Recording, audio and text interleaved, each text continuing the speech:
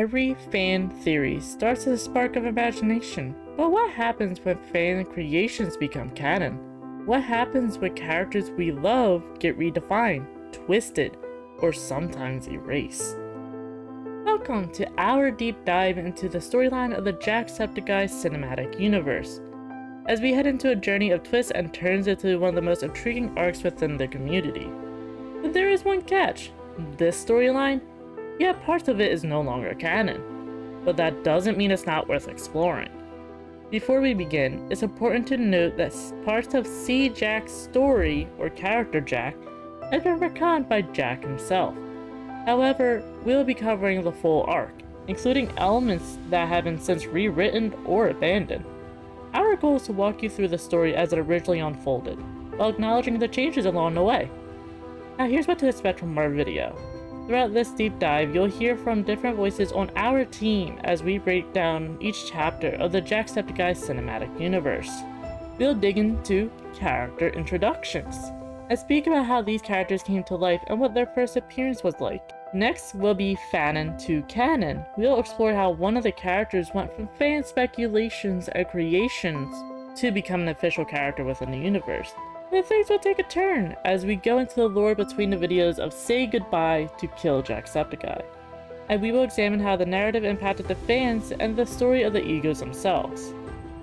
We will also take you through major events within the storyline such as PAX, Overnight Watch, Mayhem, and Quit the Game to Win, which we will speak about the intensity of these events that completely shook the narrative and the fans into a much deeper lore. We venture into when the story shifted dramatically as we speak about the chapter Chase to Iris, which took a deep dive into the characters we know today. Finally, we head towards our last two chapters where we speak about Jacksepticeye's comic books known as Alterverse, which leads us into a fascinating story of two egos in particular. Then we'll head into Future Ahead, which we will briefly speak about things that are set to come within the future that Jack has planned. Are you ready? Buckle up. This is going to be a wild ride. Let's get started!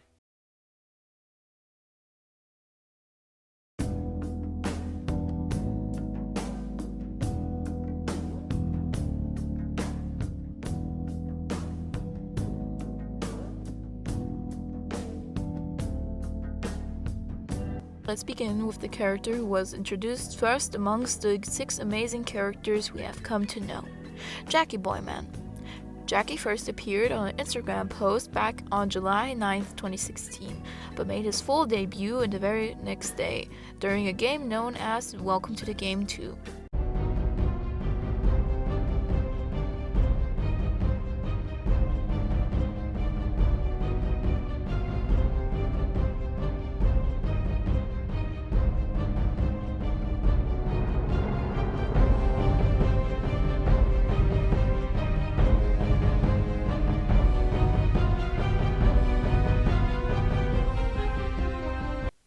Then nothing came for a long time. Until now, Jackie makes his heroic return. Jackie makes a return in the form of comic books, where we get to learn a little bit more about Jackie and his daily life. He's best described as an uplifting and community character who has a niche of ending up in bad situations, whether by being at the wrong place, at the wrong time, or just misunderstanding situations that are happening before him.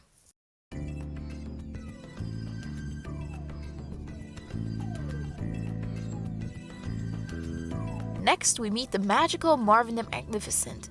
August 10th, 2016, there was a video posted onto the Jacksepticeye channel, a power hour which Marvin's character was created. Jack was reviewing and messing around with a magical kit from Marvin's Magic, but after a while he came rather bored of it. Jack decided to sit down with a blank canvas of a cat mask he found. After doodling on it for a while, Marvin the Magnificent was born. A magician's outfit would have all the card suits on it. The fuck do clubs and spades look like? Okay, well, I hope you all learned something here today. Magic is not real, and it's actually the devil's work and should not be taught to kids in our schools. Also, if you paint the outside of a mask like this, made out of paper, with a marker, you can actually smell it through the paper, and it'll make you really high and dizzy. After that, in a similar style to Jackie, we don't see him until years later. We get to learn over Marvin's journey that his personality can be described as sarcastic, iconoclastic, and short-tempered.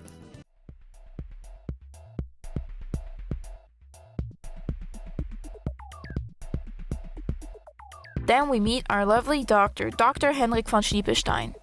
In a similar style to Marvin, we meet Henrik through another Power Hour. Throughout the video, we learn a bit about Henrik and that he used to be married. Told you!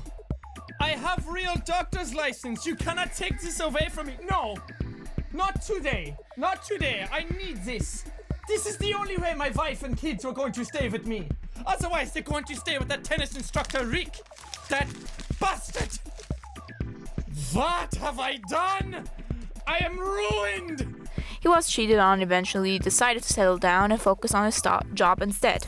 From the appearances we received, we learned that Henrik is a dedicated man who is much smarter than he leads on to be.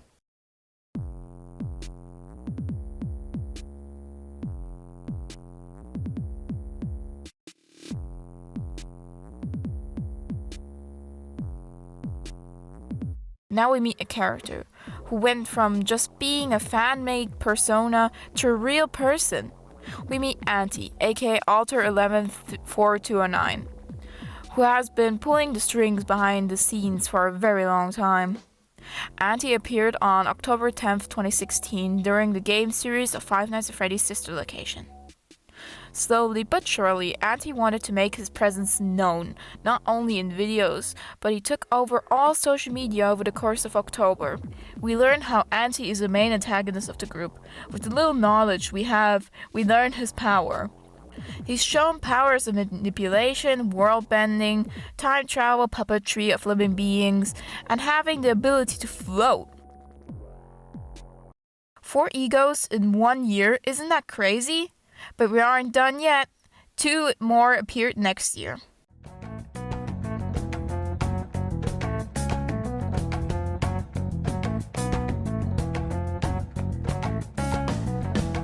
Meet Chase Brody, our main protagonist. April 11th, 2017, there was a video posted where we get to see Chase mess around in an office-like settling. During him having a bit of fun, we learned that he is an ex-husband and ex-father, divorced to a lady named Stacy, who took their children away during the divorce. No, baby, no. No, I know, yeah, I'm trying, okay? I'm working. I'm trying to hit all the shots. Just look, just don't take the kids. Well, I don't care what your sister says. Just please, at least let me see them at the weekend still. Hey, sweetie. Yeah, Daddy loves you.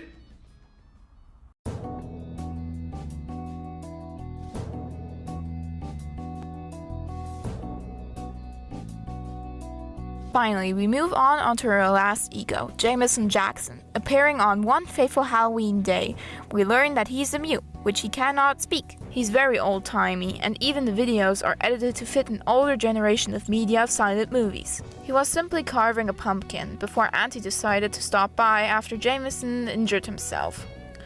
So much for a new character. Auntie just takes over everything. We don't know much about Jameson besides that he's a bit of a puppet master himself, in terms that he does puppet shows with actual puppets. And those are the egos. Quite the group, huh? Now let's get on with the story. It was the early to mid 2010s. Pokemon Go became the most popular game on your phone. People were unironically dabbing, and even one of the American founding fathers had a Broadway musical written about him. If you're an anxious, nerdy, most likely gay individual like me during this time period, you were most likely spending all of your time on Tumblr, a place where people would post those quirky images with deep or eccentric quotes added onto them, or gush about Tumblr sexy men, then even wrote hours of fan fictions. If you're one of those people, then join us in the ball pit and we will be cringe together. If you know the phrase "I like your shoelaces," then you know what we're talking about. Content creators were quite popular at the time. Back in 2015 to 2016, YouTubers like Markiplier, PewDiePie, Dan and Phil, and of course Jacksepticeye were at the peak and very popular. You couldn't escape seeing your favorite YouTuber in a highly saturated image wearing flower crowns or one of those cheesy images of "not all heroes wear capes, mine wear headphones." For some reason, people are also really edgy. YouTubers were drawn to have this bad side or evil side of them. A bad boy. They needed this dark and evil side of creators because it was so cool and edgy. When did this evil side content start in communities? I believe it started with the most popular evil alter ego on YouTube, Darkiplier, an obvious parody of Markiplier. This character has actually been around and canon for a very long time. The first appearance that inspired Darkiplier was posted in 2012. People would jokingly call this creepy side of Mark Darkiplier as a play on words of his name. Very clever, but this video isn't about him. Perhaps another time. The point is that fans love this evil alter ego content and inspired people creating them for other content creators, just like Jacksepticeye's community did for Jack. Of course, the evil version of Jack was a crazy, murderous alter ego with the iconic green hair. Eventually, fans came up with the name of Antiseptic Eye, and he gave off biker bad boy vibes, who always had beef with Darkiplier for some reason. I'm not sure when the first mention of Antiseptic Eye appeared in the community, but we do remember he was quite popular in late 2015 to 2016. Fanfictions and quota quizzes were made for this fanning character who had no story, not until now. But I wasn't the only one who enjoyed this character. Jack himself started to pick up on this evil version of him and engage with posts about him. He is clearly interested in making this version of him that the fandom has created a reality. October 10th, 2016, that became a reality as Anti was born. Many newer fans were confused, but dedicated older fans knew exactly what was happening. Jack officially used this character to mess with his fans. The appearances were random, whether it was a subtitle glitch, or Jack behaving very scary. The glitches were presented throughout the month and even expanded outside of YouTube. Fans went wild every time Jack uploaded. The community were keeping tabs on every frame to see if Anti would appear. Theories were being thrown left and right about what Anti was doing and why he was here. Jack reposted theories and arts about the character and even sometimes hidden messages within Zalgo or hashtags.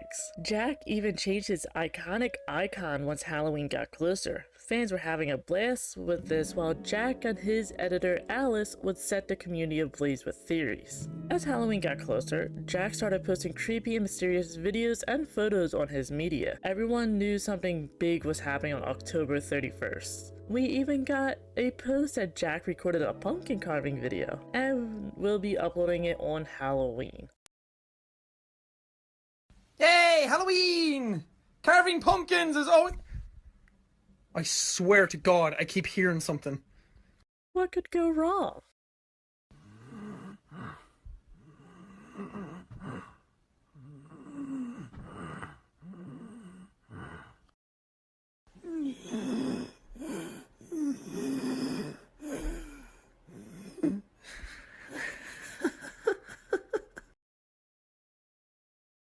Say Goodbye, the grandpappy of all ego content, was a video unlike any other on YouTube. It started off as Jack was innocently carving a pumpkin for Halloween. Over the course of the video, we see Anti messing around with Jack and the surroundings around him, from the sounds of footsteps to glitching Jack in and out in general. It got intense the moment Jack picked up his knife at the end and we made eye contact with him as he sliced his neck.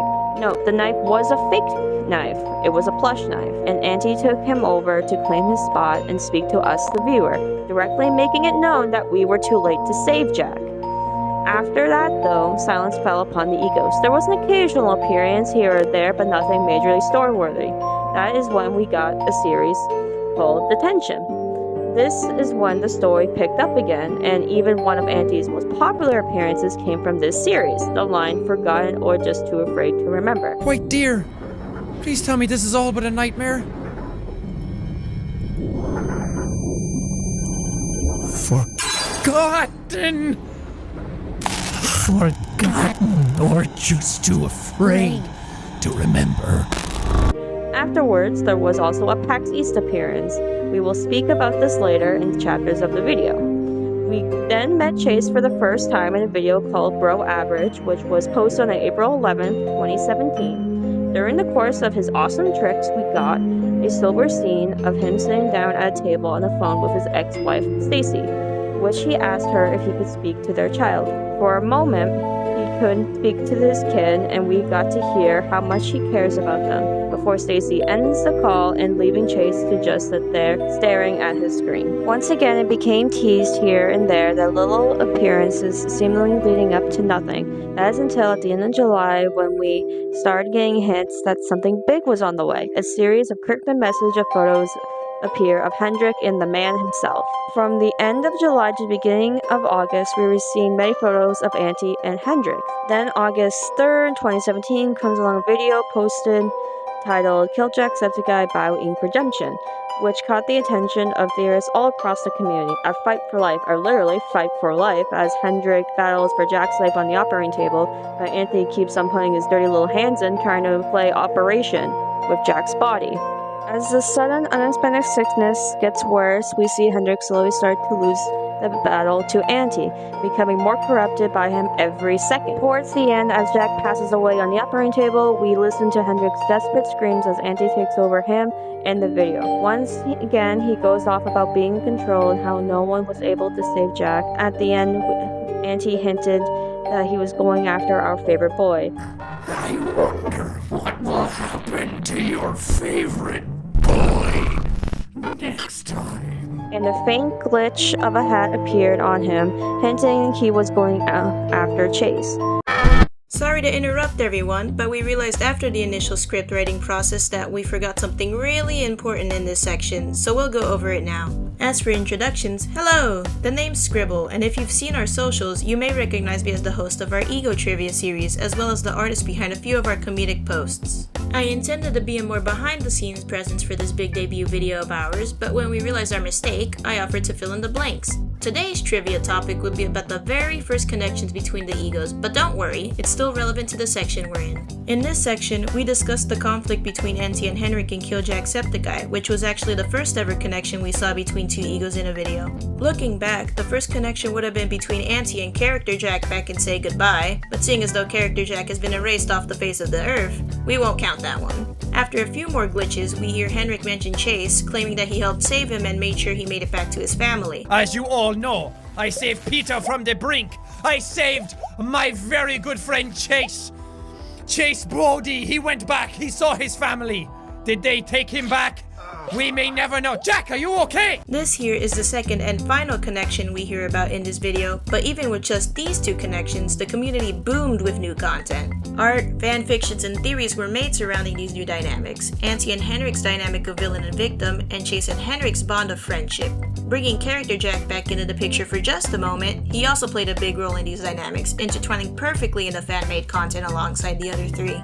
Chase, Henrik, and Jack were usually portrayed as a trio of friends in these works, and of course, works with Jack and Anti had long existed even before the old canon.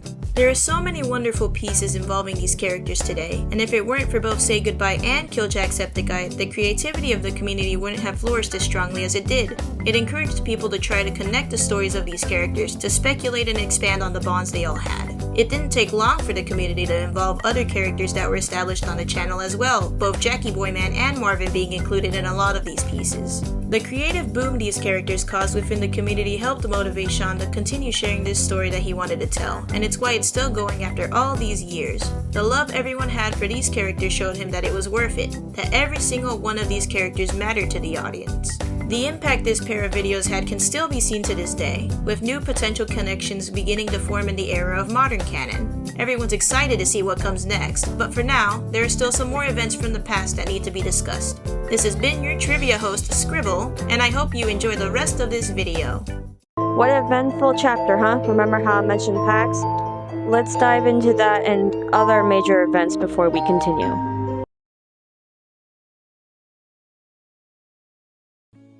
PAX East of 2017 was an event to remember, that is for sure.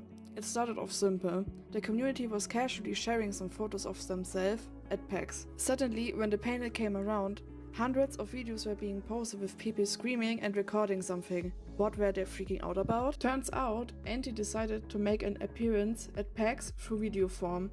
Before Jack was set to come out, the video played for the community and everyone as a collective was absolutely freaking out. Anti spoke to the crowd directly, as he decided we all needed a reminder that he is always there, always in control, always watching. He certainly didn't want us to forget. Did you miss me? Look at you all. Just sitting there. You all thought I was gone, not worrying about anything. You all thought I was gone, but I've been here this entire time, keeping an eye on things. You stopped paying attention. Well, I hope you're happy. You found someone new, threw me aside, someone to replace me. I'm not going anywhere. I'm always there, always watching. You can't get rid of me. Enjoy the show. Jack organized a well-known charity event called Jack's Holiday Special, which is now known as Thankmas, and Overnight Watch was a component of it. For a good cause, Jack and his buddies got together to start the day off with a simple gathering to raise money.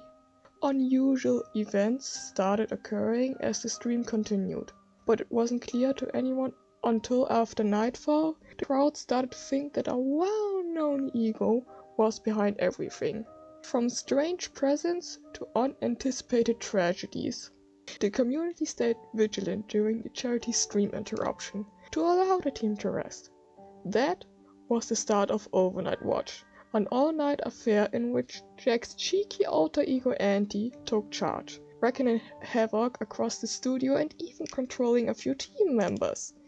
Theorists from all over came together and bonded quickly into shifts, some people even staying awake and keeping record of every little thing. Before we continue, I just want to say something. If I have pronounced anything wrong, I am sorry, and I'm blaming my German accent for that. So yeah, just so everybody knows. In the meantime, habt Spaß beim Rest des Videos und ich hoffe, das gefällt euch. Tschüssi! After a very long night, as tired as we all were, the panic never stopped. As on Instagram, suddenly Jack has posted two important things. One was a photo with him dressed up as Auntie with a small knife pin. Then, on the other hand, he posted a short video of the song Silent Night playing as it did throughout our security shift's hours. Keeping the community on their toes, Jack knew he had to throw in more, and he did. Upon coming back to the stream, we watched as the moment Jack walked off screen to get something, Auntie came back to mess with the lights a bit before disappearing once again. The community remained up and attentive until the very end of the stream, anticipating some much needed rest afterwards. Even if the Overnight Watch members were exhausted, all of us had no idea that this was only the start of an amazing chain of events, but theories about it continued for days.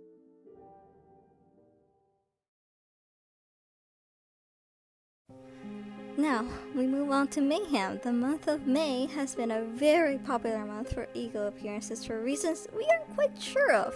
But for context of how it all started, let us head back to January 2018 for one moment. Right now, we're introduced to Dr. Jacksepticeye, who was innocently playing games that involved taking care of humans and attending to their emergency surgeries. Strange, right? We already have a Dr. Ego and he is nowhere to be seen. What happened to Dr. Schneebelstein? This imposter of a doctor went on for months and the community started to become frantic as the last time we saw Henrik was during Kill Jacksepticeye, and as we all know, that didn't end well for a good doctor. May was soon to come and there was a post on Tumblr of a photo of a vacation card. It didn't take the community long before jumping on the idea that this vacation card is from our doctor. The panic really started when over the course of the day, the vacation card kept changing, and what is assumed to be blood appeared more vividly on the card.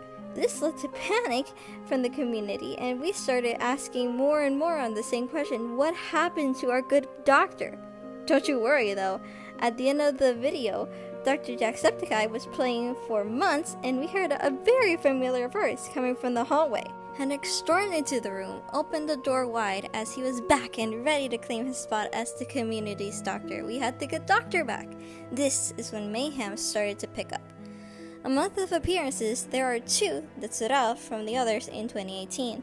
The two titles are called Tie and Dark Silence, where we were given continuous lore on Chase.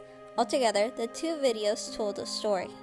We first see Chase sitting alone in a candlelit room. He held a photo frame in his hand while drinking away at his alcohol in the other. By the end, he leaves, putting his hat on the table. As he leaves, he is suddenly in this ominous area where first we can hear laughing, then it turned into screaming. Within a few seconds, we get to see Auntie and Chase meet face to face. As you can tell, this made the community freak out as well, because we never had two eagles interact with each other ever. After worryingly calling out, asking what Auntie has done and what he wants, Auntie attacked him, causing him to black out. 2018 was only the start of the first Mayhem. There are plenty of appearances to speak about, but many of them don't have much of a story, so let's cover what happened a few months later instead. August came around and we get a video of Jack just playing Akinator. After a while, he ran out of ideas on who to guess, then he decided to try JJ, or Jameson Jackson. Unfortunately, Jack put himself in a position where he was asked questions that he couldn't even answer, leading to him skipping questions and even glitching to the next one. The two questions that were causing the majority of theories were, has your character killed people, and is your character a puppet? Has your character killed people? Oh no, now I've dug myself into a hole. And now this is where everyone is. Does your character really exist? Shit. Jack refused to answer both on these on screen, and you can imagine the fire it caused within the community. Another few appearances here and there within the next few months until we get a video called Quit the Game to Win, which we get an oddly long staring contest with who we are assuming is Auntie. Every minute or so within the 5-minute staring contest, he would speak, taunting how we're still watching because of curiosity, then would occasionally state how we're doing a good job. By the end, he stated that we passed his test and will move on to the next phase of his plans. You passed the test. Now let's move on to the next phase. We didn't know what the plans were, and we were also curious of what he was testing us on. Over the course of Mayhem in 2019, a series was posted of a game called Observation, where at the end of each video something strange would happen, from Jack talking about how time is broken, all the way to Auntie glitching the video to the point it started the series all over again. It's all coming together! Time is broken. Talking about being stuck in a loop, huh? But on Discord, it was another story. Suddenly one day, a channel appeared on Jack's server where the eagles were talking to each other. Well, you can guess that started a fire, and all but Auntie were in that channel. But the channel's name was heavily glitched out. The eagles were talking to each other, clearly confused because before realizing that the others in the server would see their conversation. They started to act rather strange before they started to panic about character Jack. Then Mayhem of 2020 happened, and it had a video that captured the attention of the community. Jack started off with a cheesy horror game of just looking to buy a house. Quickly we see that there are things happening in the house that are out of the ordinary, glitches here and there, but what captured most attention is that Auntie wrote in the comments of the video. The comment stated offer accepted, referring to when at the end of the game, the player, aka Jack in this scenario, is offered to the entity. No, Jesus! I'm the offer. I was a sacrifice. That is it in terms of Mayhem and any important videos that needed to be covered. From 2021 to 2024, we haven't had any major appearances during the month of May. These scenes that were shown still always hold a special spot for the community, as it showed such potential for the story, and it gave us a good step forward into looking and trying to find any pieces we can throughout any of the videos / any media we could find.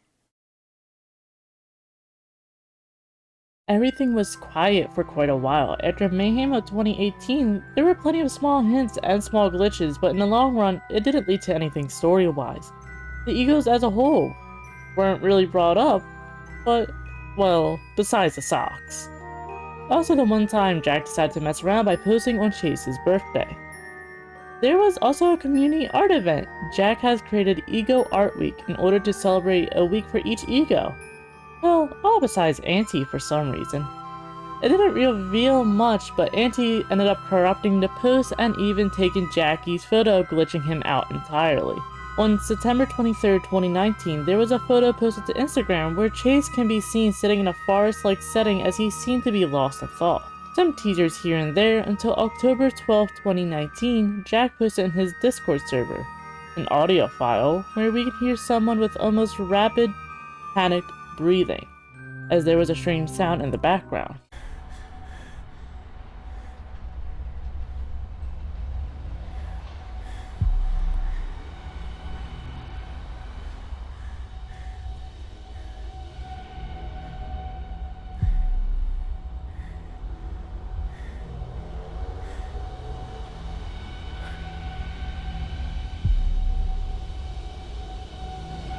The next day, a video was posted titled Chase, and it was different from other ego appearances. This time there was absolutely no gaming content, no Jack, and nothing to do with YouTube. We follow Chase through a journey of insight into his life. He ends up to his door of his home where he finds out he's just been evicted.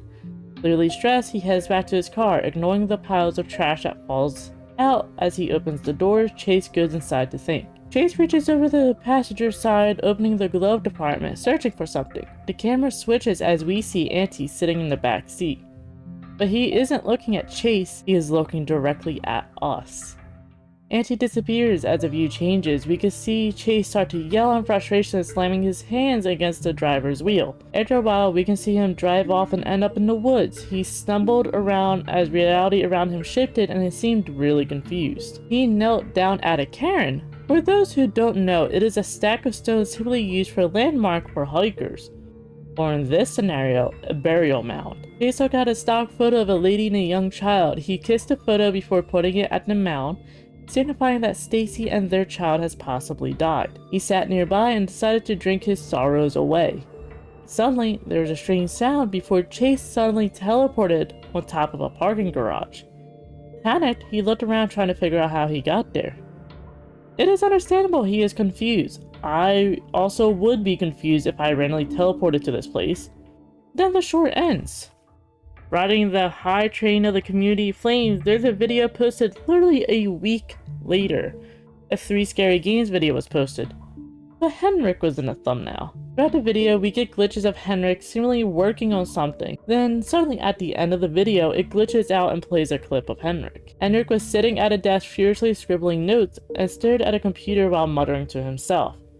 Suddenly, his computer glitches out and there was a swirl of colors. Assumed to be a portal, Henrik stared at it shocked as the camera shifts as if we were taken into the portal. Soon after, a community member found out the equation that was sitting on Henrik's desk, it was an equation for time travel. But that's 3 egos we haven't seen in forever appearing out of the blue, all during October of all months. But that isn't the end. Halloween Day comes along. Hints started to appear of Jameson Jackson and what looked like strings on his wrists. His skin irritated as if someone's pulling the strings. Soon we learned this appearance had a hidden message.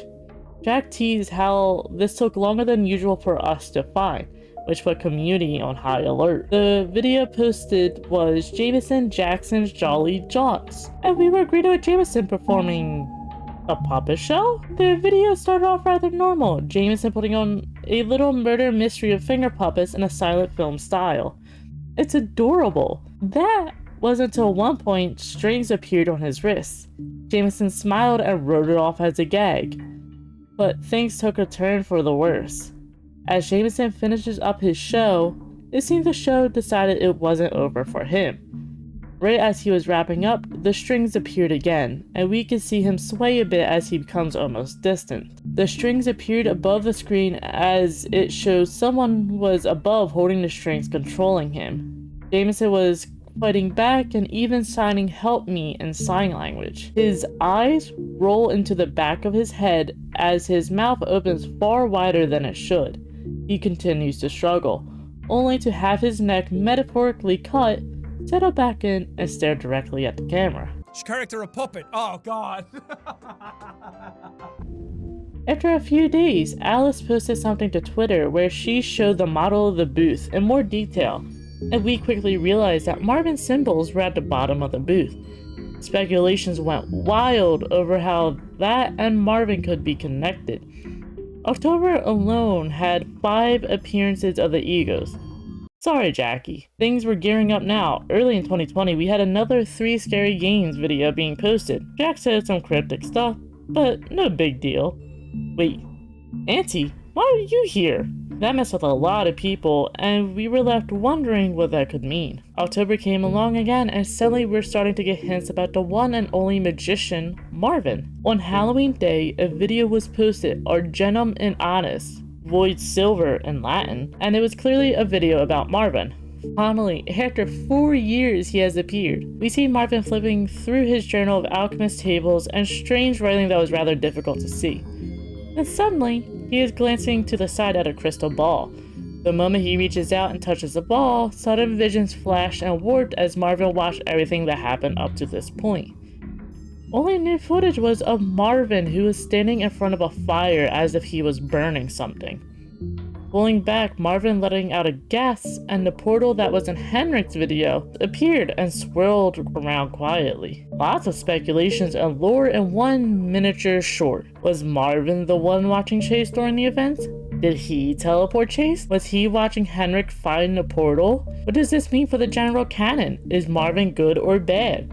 This only leads to more questions than answers. In the book, we had several interesting graphics and passages. A lot of this was unreadable, but from what we could see, there was talk of antimatter. It looks like a creepy flesh drawing of some sort of creature. Then, iris equals antimatter, and that leads to the question of, what is iris? There was a note of possible stabilized form that would take patience to create, and the process could be only performed by High Alchemist AIMC. What is the AIMC? Well, as several community members pointed out, is an acronym for Associate of the Inner Magic Circle, which is a real-life organization. Magic man in a magic organization? Makes sense to me. On the page with the spooky drawing, there is another message, don't make eye contact. And then later on, that was certainly reinforced by the title of the video temporarily changing to that phrase before changing back. Yeah. Thanks, buddy. Well, you're kind of late. Throughout the rest of 2020 and 2021, there isn't much information or appearances even happening. During the summer of 2022, though, there was a resurgence of information. Howdy, I'm Phantom and I'll be taking over from here. So, out of the blue, on May 23rd of 2022, Jack dropped the information that he had actually been working with a member of the community, Turquoise Magpie, for the past few years to form the Ego stories. Magpie soon hopped onto Tumblr and confirmed that as well while giving some additional information. On June 22nd of 2022, something interesting was spotted on Twitter. There was an account for a company known as IRIS, aka Inspiring Research of Impossible Sciences. And taking a glance at their following list, the company was following specifically Jack, SpaceX, CERN, NASA, Chase Bank, and the Magic Circle. 2 of which, hey, Jack, the Magic Circle, that's connected. And also Chase Bank. And, combining this information with the note from Marvin's journal, antimatter equals iris, that probably means something. This account had probably been posting for a while before being spotted, roughly a month. Coincidentally, around the same time Jack had started talking about the egos again. There were different posts pondering the ideas of superpowers and magic, of reaching beyond the stars instead of shooting for the moon. The fandom went wild when posters seeking applicants for a Night Watcher position started popping up, which everyone recognized as Magpie's drawing style. And the day after the big discovery was made, there was another post stating how science is like magic, one of the most one-to-one examples we had as to how this could be connected. A similar message posted later quoted Clarke's third law: any sufficiently advanced technology is indistinguishable from magic. Over the next few months, we were given some more details where we learned that IRIS is a company focusing on innovation and the paranormal. And look at that! They were just about to celebrate their 100-year anniversary. so they decided to share with us a collection of their greatest achievements. The first of these is a microwave. Not just any microwave, this was a retrowave, capable of cooking meals to perfection. It could even restore food to its freshest state, like this chicken. Wait, dude, my chicken dinner! I spent hours on that! Next was the LiDAR, a quantum mass displacer that could make heavy objects as light as air. Which, you know, tied a little bit into superpowers. So far we basically got a time-traveling microwave, quantum physics, and 2 marks on the Hubris scale. Let's see how many more we can add. There was also a post referencing a Dr. Lewis Hopkins, who is a creator of something known as the Dr. Lewis Hopkins assessment. To note, it is also different from the real-life Hopkins assessment, as Jack stated that he did not know that was a thing. On August 21st, we got our first glimpse of Iris within the main channel. There was a showcase of a product from Iris known as the Watcher camera. This device was a high-tech security camera and their most advanced to date, capable of detecting movement and even sensing changes in emotion using mind decryption, sensory detection, and emotion software. There was even a built-in life alert. It was able to detect health emergencies and send a rapid response team. But wait, there's more. You can even connect to it and speak to it through your phone. All of this is done by the Iris patented antimatter generator, guaranteed lifelong power with no cable required. And we're shown an image of this technology as well. It's a grid of light, same red color as we see the cameras using, specifically in the shape of a heart, and in the background you can even hear a subtle heartbeat. Creepy. Allegedly, these cameras have been the top of the line of security for the last 5 years, and they'll be available soon for commercial use. You know, that number seems random. Was there something happening 5 years ago? Oh. Right. Overnight Watch happened. An event entirely focused on cameras. A few more posts later over the next month, and we learn about the CNC and the instructions on how to contact them in case you see something out of the ordinary. What does CNC stand for? No idea. Something containment, perhaps? Creature, capture and contain, maybe? That's my best guess. There's other posts like another invention that apparently causes color blindness, mentions the system going down, and even a post about time travel, which is another link to one of our characters. Things seemed to calm down. They would have little pranks of them posting saying boo and asking if they scared us, until a few days later where they posted a very strange video that had this almost ethereal sound. Soon, Jack's 5000th video drops, and it was a great video celebrating the occasion. We even got something really cool at the end. A teaser for the Iris project. We start with the same cityscape and logo from the Watcher commercial before getting a peek at some scientists from Iris. They're all laughing around a break room as we get some shots of some very interesting looking posters. Multiple guards are posted around this area as well, and we get some interesting messages on screen. Don't look, don't listen. Much like one of the posters on the wall. We cut the black and come back in, showing off the star of this upcoming video, Chase Brody. Before we even have time to process that, we get some more questions flashing on screen. Do you feel safe? Do you regret your decisions? Do you know where you are? Do you know why you're here? Have you come in contact? Are you sure? Hello, Chase. How are you doing today? Welcome back. I thought you guys forgot about me or something. Trust me, Chase, we can never forget about you. People went wild over this trailer alone, and questions started to fly. What was Chase doing here? Was he a captive? An experiment? Whose bloody footprints are those? What's happening to the scientists and guards? And why does Chase have the dogs out? There was also an alarming parallel that soon became noticeable. Chase was trapped in a gray, mostly empty room and given a tennis ball. Where have we seen that before? On October 13th, we got a new video on Twitter titled the Iris Discovery Logs, in which we got footage of Chase and the moment he teleported onto the parking lot garage. We also got a small description featuring Chase's name as well as a subject code, 6-BR 2017.04, and some redacted information. It goes on to list him as an anomaly, saying that he was detained and is in stable condition. Then we get Chase in a lineup of a list titled Persons of Interest that has a total of 8 boxes. 8 boxes and 6 egos. Who are the other 2? On October 21st, Jack was playing a game knowing the security booth, and a lot of people got some similar vibes to what we knew about Iris at the time. Right off the bat, we get a glitch in the video that expanded on part of the discovery logs, still showing the Persons of Interest screen, but the footage coming in and going out had what looked like a bow tie icon. Jameson, maybe? Later in the video, we got part of the Iris logo showing up and some more general spooky moments.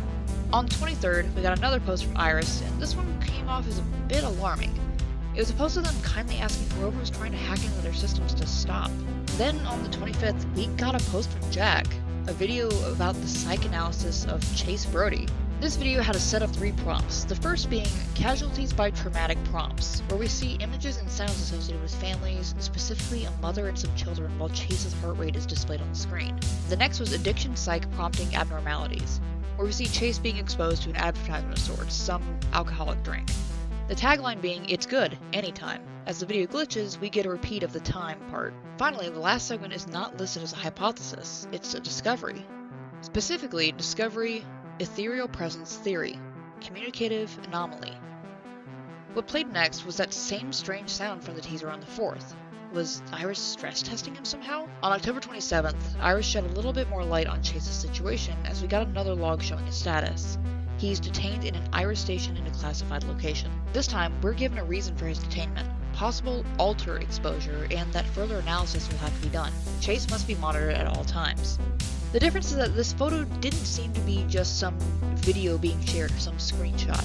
It seemed like it was a photo of a monitor. If you look really closely, people thought they could see the outline of someone sitting in front of the computer. Could this be the person who was hacking in earlier? Teasers started coming out every day by this point. On the 28th, they had a video with the number 3 on it, and we also received video of some bloody footprints. I'm sure it's nothing to worry about. Anyway, 3 days later, on Halloween, as expected, Project Iris drops. This project appeared as an interactive livestream, with an Iris computer awaiting a 7-letter password. Viewers quickly realized that they were able to put in commands and eventually type the word "I am here," a phrase typically known from Anti. This seemed to work, and so the computer opened, let us in, and the game began. Things were slow at first, but after a while the viewers figured out that they didn't just have to put in letter commands. That's right, after 5 years, we could finally zoom. The nature of the stream itself is that we, the audience, were in control of watcher cameras within the Iris facility. We could look at things by typing zoom, followed by the coordinates of where we wanted to go on screen. A grid that was sorted as A, B, C, 1, 2, and 3 in different combinations respectively. Sound familiar? That's because it's the exact same layout as Overnight Watch. Throughout the facility, we encountered many mini-games, the first of which being the pipes.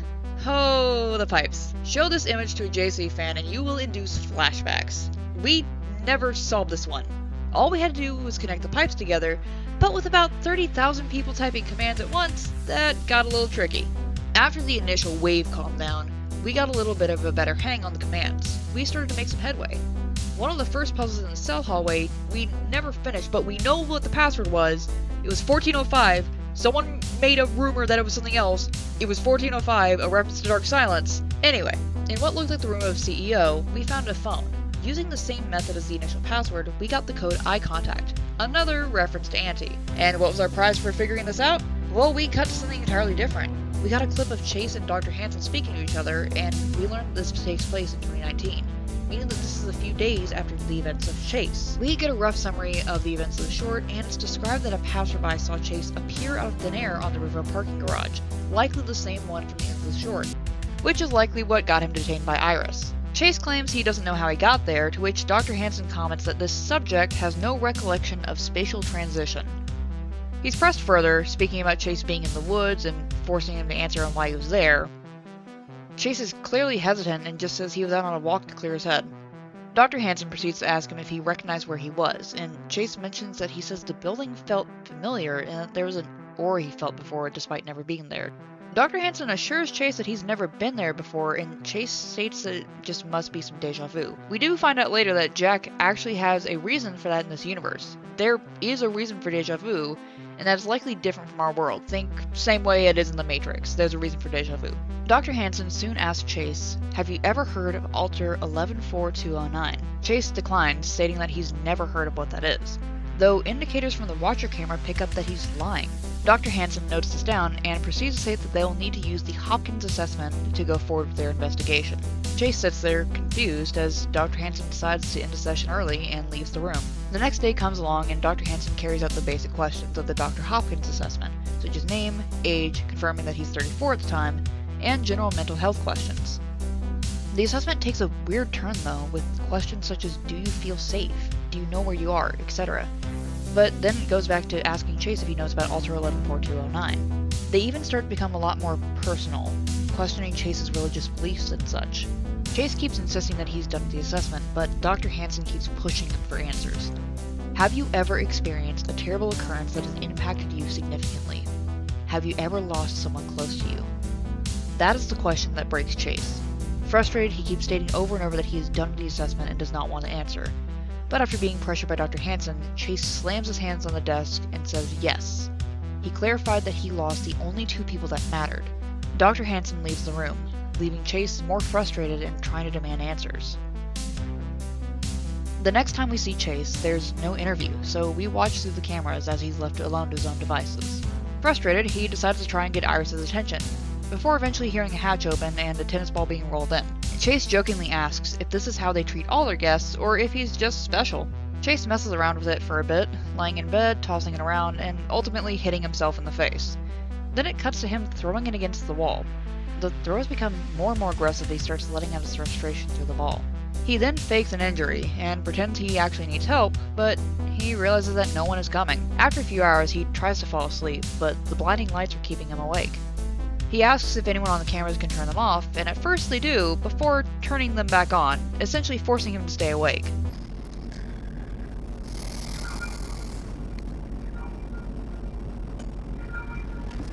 Hello? Is this some sort of sick joke?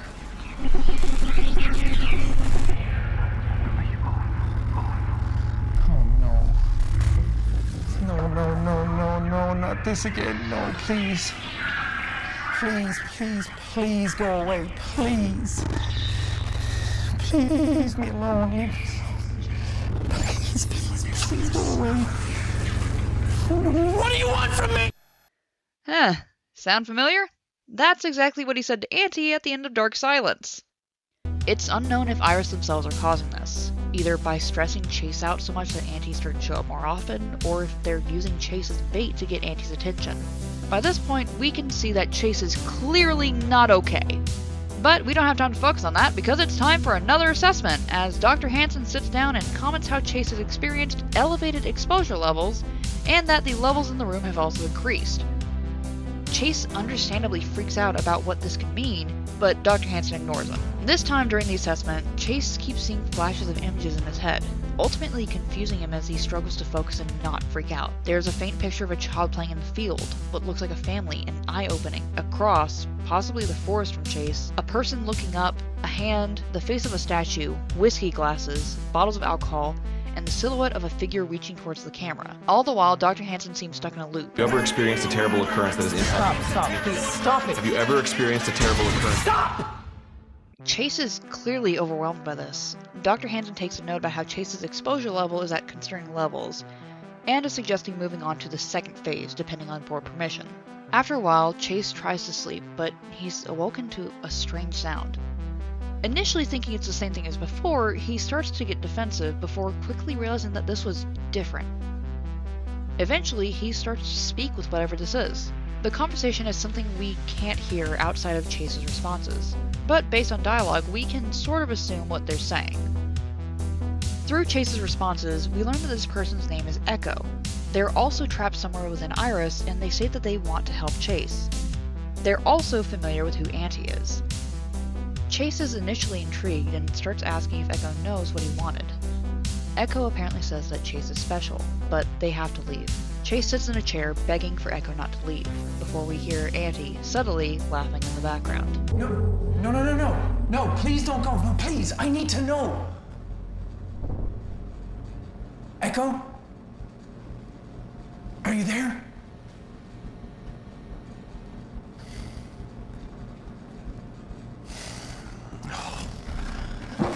Oh, come on, please, don't leave me alone here.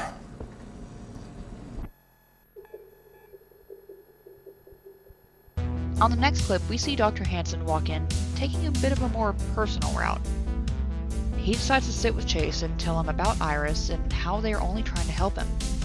He talks about an experience that Iris had with an anomalous item, a mysterious stone slab somewhere in England. They sent the CNC into the area and took the item out, stating that they'd saved the people of that town. Chase wasn't that interested until Dr. Hansen brought up that people in that area were hearing voices in their heads before the item was removed. Dr. Hansen explains that the thing affecting Chase is far more sinister. So, what? Are you telling me that I'm being affected by one of these items? Unfortunately, we believe there is something far more Sinister interfering with your life. How much more sinister can this get? What is affecting you is orders of magnitude more powerful than any of these items. So what?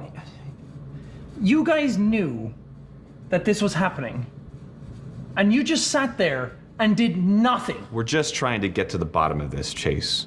We know what you've been through. No, you have no idea what I've been through. You've been seeing things, correct? Hearing voices in your head? Have you seen a man alongside these visions? How did you know that?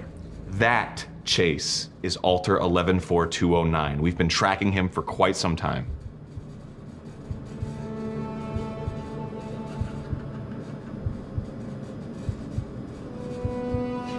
He won't leave me alone.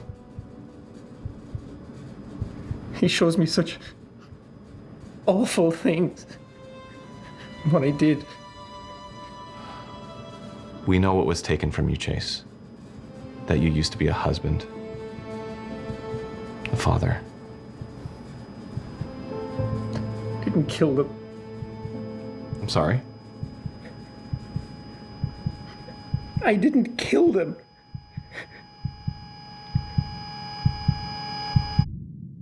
We've been getting puzzle segments throughout each of these clips, and each clip is basically a reward for doing something good. The next puzzle segment is interesting. Warning lights have begun to flare in the background, and as we're on another puzzle, the screen goes to a monochrome color palette. A slowed version of Silent Night plays in the background, and gives many fans flashbacks. This ended up causing the stream to crash somehow though, leading many to joke that due to the monochrome filter, this is Jameson not understanding modern technology and deciding to use percussive maintenance. The next clip we get is Dr. Hansen coming in and stating that they need to move Chase to another room for safety reasons. Chase immediately doesn't believe them, as sirens can be heard going off in the background. As Iris guards come into the room, they pick him up by his arms, forcing him to go outside. We get a perspective shift as suddenly we're looking through another security camera. Chase suddenly stops at the door, seeing a red light being cast from behind it, immediately reminding everyone, including him, of Dark Silence. Chase starts to say over and over that he has been here before, and he begs the guards not to make him go through. He eventually runs away, but the guards grab him and start to drag him back. Please! Please! Please, no! Let me go! Please! Please, no! We get sent back to the interactive environment, and all hell has broken loose. Red alarms are flashing everywhere, and we no longer have control over the camera. Eventually, we cut back to Chase's security camera, where we are physically taken out from it and onto eye level. A body drops in the hallway, and our vision is lowered until eventually we get to the ground, where we see a pair of legs slowly touch down. We watch as this figure gets closer to Chase.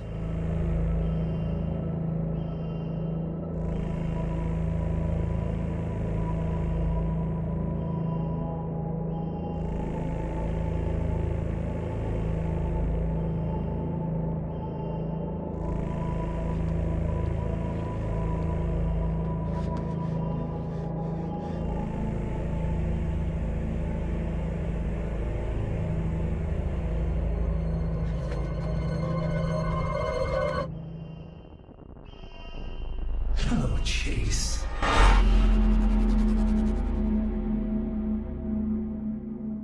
And that was the end of Project Iris. A few days later, we got a live stream from Jack talking about the project and getting some interesting behind-the-scenes content, as well as a few final posts from the Iris account, which has mostly been inactive since then, maybe a few posts. All in all, this chapter of the video, it's awesome. It was a lot, and I mean a lot of highly detailed informational content, the most we'd ever gotten for any of these characters. It was a revival of the theorist community, which was amazing to see. Though I'm sure y'all are itching for us to get to our next segment. So, let's do that. Introducing the Alterverse.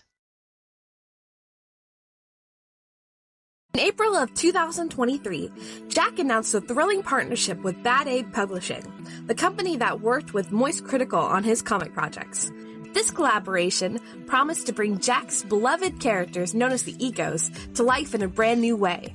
Fast forward to September 7th, and we get our first look at the comics titled Alterverse. And then, on October 12th, things really started to kick off, as during an interview, Jack dropped some information about the series.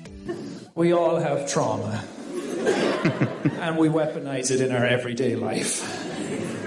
Welcome to the Alterverse. It turns out that Alterverse was not just one comic, but is a series with 2 parallel stories, Void Silver and the somewhat incredible Jackie Boy Man. Sounds epic, right? Let's break it down. First up is Void Silver, starring Marvin the Magnificent, which is one of Jack's most mysterious and intriguing egos. This story is set in a world where magic meets science, taking us through the foggy streets of London. Marvin's journey is one of self-discovery, navigating his past and ultimately dealing with the enigmatic magic circle. It's a blend of mystery, magic, and a bit of danger that keeps you on the edge of your seat. In issue 0, we're introduced to Marvin as he's coming out of a theater, faced with the scene of a family being mugged. But he quickly puts an end to the scenario. Thank you, Batman, but with a magical twist. Back at his bookstore, Marvin's day takes a turn when there's a sudden banging at his door. He opens it to see his friend Sunday, who tells him about a magical killing. It turns out the 2 of them are members of this mysterious magic circle, as Marvin summons his iconic cat mask from a necklace, and the 2 of them quickly head off to the scene. And it appears that the other magic circle members are already there to check out the situation. The magic circle investigation that Marvin is a part of seems to be led by a mysterious set of twins, and we quickly learn that the person who died is named Noah, and the twins perform a necromantic ritual to uncover the mystery of Noah's death. Noah was killed during an attack as one of the alters at Iris got free. After determining they couldn't get much from this, the twins then erased the team's memory of the situation ever happening. Marvin ends up back at home to have a relaxing day with his cat, Mr. Higgins, but the cat, able to talk to Marvin somehow, calmly reminds him that Marvin's mask recorded the entire scenario. The scene ends with Marvin rewatching the events he was forced to forget, as we are left with a tantalizing mystery that hints at an even greater dangers to come. Now, let's flip the script, literally, with the somewhat incredible Jackie Boy Man story from issue number 0. Jackie's a young man in his 20s working as a delivery boy in Boston, just trying to figure out life and maybe become a superhero along the way. It's a classic action comedy packed story that lets Jackie's quirky personality shine through. This is also where we see Jackie trying to do good, but misunderstanding the situation. During one of his deliveries, he hears an explosion and sees robots destroying things, so he quickly hops into action. He fights against the robots and ends up destroying them before realizing the person he was saving was a mannequin? He quickly realizes that he just crashed a controlled demo by the company Cybermaths, and is quickly confronted by the characters of Sean and Mason. Sean was yelling about how this was an expensive demo that was destroyed by some dude. Jackie was internally panicking, knowing that he couldn't afford this. Jackie, of course, slipped out the moment he had a chance before escaping back home. Man, what a scenario, huh? Let's continue on with issue 1. This is where the stories really start to get fleshed out. In issue number 1 of Void Silver, we go back in time with Marvin to his child-age days, where we get to learn about how he became part of the Magic Circle. We start out with seeing young Marvin, riding the train in the late 90s. We see he's very smart and interested in magic. A boy tries to show magic at the tube by taking Marvin to Wizard Guide to Magic and making it disappear.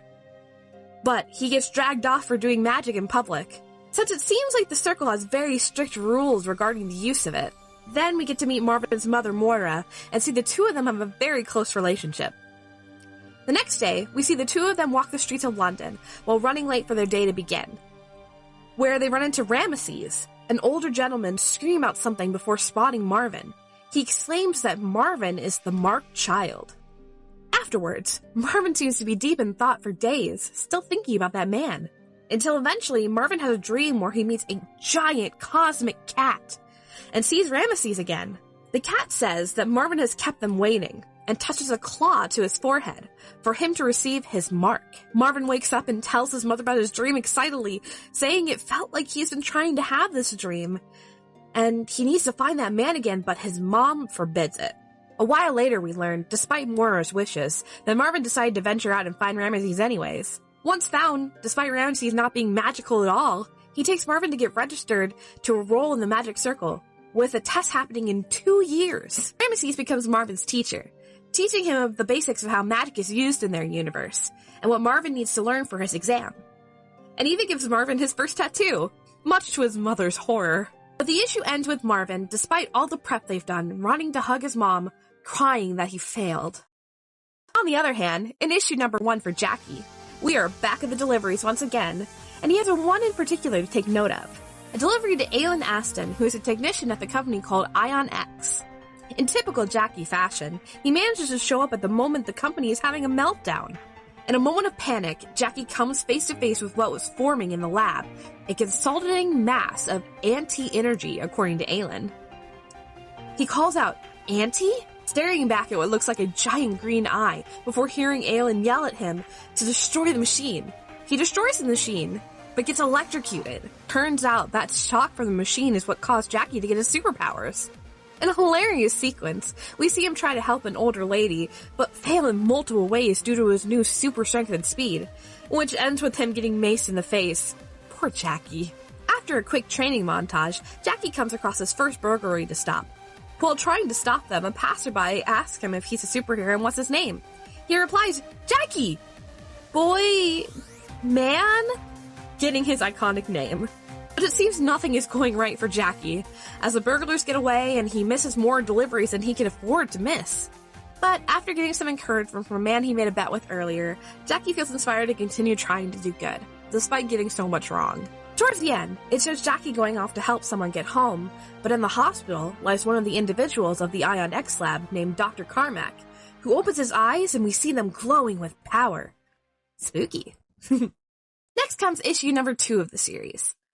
We're giving you this warning now that if you have not had the chance to read these yet, please go ahead and skip to the next section. In issue number 2 of Void Silver, we start off with Marvin going in for his test that was hinted at in the last issue, and we see a room full of people from the Magic Circle and even students who are there for the test. We see Marvin perform his exam, but the power he has attempted to use is much stronger than anyone anticipated. So for some reason, he failed the exam but was offered a higher position within the Magic Circle, to become an archivist. But he declined since the position wouldn't allow the use of magic. It takes some convincing by Ramesses to reconsider his options, but he finally accepts the offer, switching schools to study with the Magic Circle. From there, we enter a montage of different phases of Marvin's life while in that school, dealing with the typical bullies and friends, to him even becoming annoyed with his inability to practice magic. Because it turns out, all magic comes easily to him. He tells this to his friend Quiva, that the things that they all have to learn, he feels that he already knows. The magic is inside him, which makes it all the more frustrating that he can't practice it, and he's been helping all his friends succeed with theirs. Towards the end, we watch as a teenage Marvin stands on a cliff edge in the pouring rain, deciding he couldn't hold it back anymore. In an act of frustration, he unleashes a burst of magic that accidentally causes a cliff to get struck, bursting into pieces. Beneath him, he notices a boat full of tourists in trouble from the storm and the falling rocks. So he takes his opportunity to go and save these people with his magic before taking off so he couldn't be recognized. The issue ends with the mysterious twins from issue 0, whose names are Nico and Nicola, reacting to what seems to be a picture of Marvin fleeing the scene in the newspaper. Meanwhile, in issue 2 of Jackie's story, we start with some action-adventure. Jackie was fighting against some bad guys who were robbing a place. He seems to have become somewhat popular on the internet as people recorded his heroic actions within the past 2 weeks since he got his powers. While Jackie is happy others are recognizing his talent, he's still hit with the reality that no one really knows him just for him. Climbing back into his apartment, we are greeted by Aylin, who was just standing there in his room. Aylin explains that what happened back during the meltdown was dangerous and that Jackie needs to be checked out as Dr. Carmack has become unresponsive after the incident. Heading back to Ion X, they manage to hide Jackie well until the two are alone. Aylin tries to explain what happened and how damaged their equipment was from that scenario, and just wants to understand how Jackie is still fine after everything. We cut to Jackie going back to his job, seemingly lost in thought about what Aylin was talking about. But then he hears a cry of distress about some people trapped in their apartments with monsters outside. He springs into action and goes to the individuals who accidentally attacked him, thinking he was one of the monsters. After that, these werewolf-like creatures manage to get up to the apartment, and it becomes a battle between Jackie, the girls, and the werewolves. The long fight ends with Jackie and the others falling down a flight of stairs to the alleyway below. The monsters speak and make it clear it was just a bunch of teenagers in werewolf-like outfits. Lame. While trying to explain everything, one of them takes off their masks, not wanting to be in trouble. We learn the names of Caleb, Nia, and Vix. As Caleb leaves the other two to be in trouble, Jackie decides to convince the police that they shouldn't be. We cut to Jackie at a donut shop with Nia and Vix, talking with them about the reason he decided to let them go. He talks about understanding how it feels to hide behind a mask, and that it just makes you feel like another person. After the group dispersed, Jackie ended up heading back home. He became lost in thought once again about what Aelin was talking about with that machine, and what came from it destroying everything it touches. As he went to shower, he noticed a black mark growing on his chest. This is where the chapter ends, on a huge cliffhanger, and we cannot wait to see what happens next. Whether you're here for the action, mystery, or just to see more of these beloved characters, Alterverse is shaping up to be an epic journey. So what do you think? Are you Team Marvin? Or are you rooting for Jackie? Let us know down below. How did you enjoy the explanation of the Jacksepticeye cinematic universe? It was a wild ride, huh? But as we come to an end to this video, we want to talk about what is to come within the future. As far as we are currently aware, Jack has a few things planned or wants to do at some point. From what we know, Jack has the idea of a narrative podcast on the radar. The storyline is supposedly going to focus on Iris and whatever they have going on. Also, he has some projects he wants to do, such an animated series alongside a secret project he hasn't spoken about yet. That is all we are aware of for right now though. Whatever the future holds next for these characters, we are certainly excited to see. We hope you enjoyed being on this journey as much as we enjoyed creating it for you. Until next time, theorists, make sure to like, subscribe, and hit that notification bell so you don't miss any updates on future projects.